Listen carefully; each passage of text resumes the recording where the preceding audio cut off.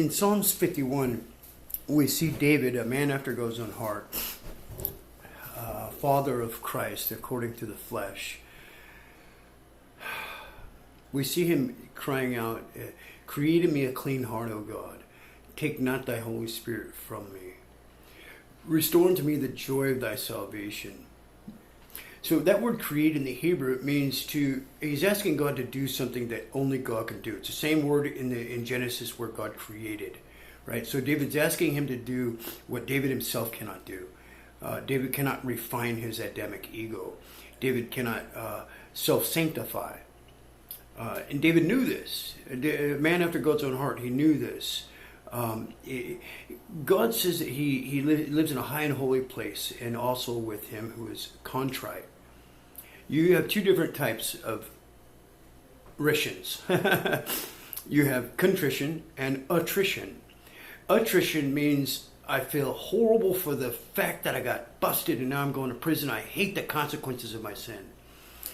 Contrition says, yeah, I hate it when I sin against the ineffable majesty on high. And that's because we have that new nature that desires to please the Lord. Look at David. David was a murderer, a liar, an adulteress, and yet he was a man after God's own heart. God knew he wouldn't find perfection with David. He knows he's not going to find perfection with us. But this isn't an excuse for antinomianism, which means I distort God's grace into a license for immorality.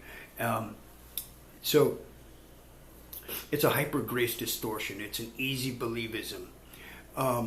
And that's the golden calf of American Christendom, unfortunately.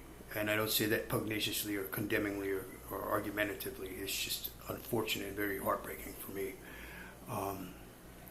But David chastised, he corrected as with whipping his nephesh, the seat of his emotions, the seat of his intellect, the seat of his desires, the seat of his passions, the seat of his will. This is what nephesh means. It's a very big word in Hebrew.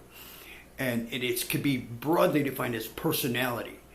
David corrected his personality as with whipping through a day that pleases the Lord, a fast that the Lord has chosen.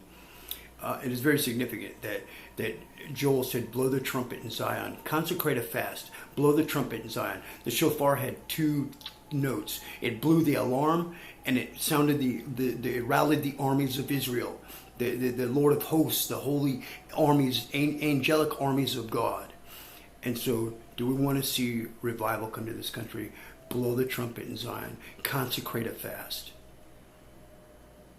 God bless you.